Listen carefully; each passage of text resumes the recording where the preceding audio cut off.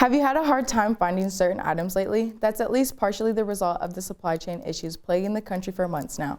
As Independent Network's Autumn Garrett tells us, the trickle-down effect for those supply issues impact the ISD in multiple ways.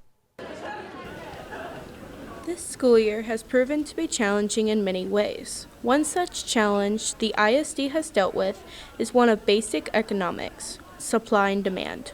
Well, what I've been experiencing and other districts around here in the metro area are experiencing is the fact that our distributors, number one, don't have the staffing in their warehouses to put hands on pallets or put hands on cases in order to palletize them, in order to put them on trucks and bring them here. So it goes back. There's several links in the chain that it can be traced back to, but everybody's experiencing that. That means the district couldn't always receive the food needed for thousands of students. That prompted the district to adapt. However, nutritional services aren't the only area of the ISD impacted. The shortage also affected the progress on the bond projects. When everything goes well in construction, it's still a lot to manage. I mean, there's payroll, there's, schedules, there's some decisions that have to be made within that process. And when everything goes well, obviously that's much easier.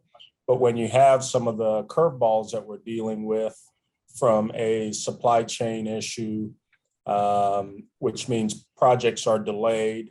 Those delays force district officials to be flexible, especially when they disrupt students' education. I've always got to be thinking ahead of the game respective to, okay, this area is not going to be done.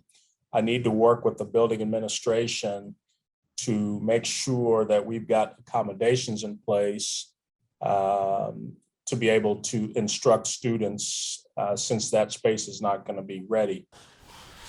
In some instances, supply chain issues meant only a delay in receiving specific items.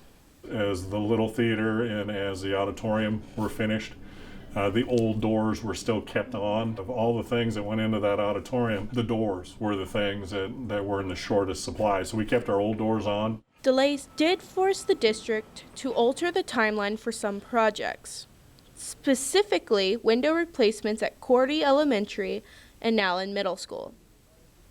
Those will now take place in the summer of 2023. However, Director of Facilities Saloom Stetzer sees a silver lining in all of the difficulties. I think we can all say we probably weren't challenged prior to COVID to think about those things. And it's no different than the supply chain. We now just have to think outside the box in terms of what we do, how we do it. But the central focus still remains on, once we're all done, the mission or the goal at hand is to make sure that the project that we did is going to better serve kids. I'm Autumn Garrett, reporting for the Independence Network. We checked in with Stetzer about the current progress on the bond projects. He says they haven't changed any more timelines due to supply chain issues. However, they have adjusted a couple projects for other reasons. I'm Rajay Lopez, reporting for the Independent Network.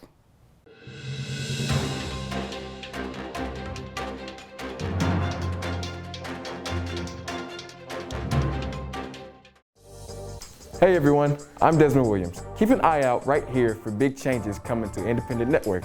We're excited and we hope you'll like what we have in store. Thank you.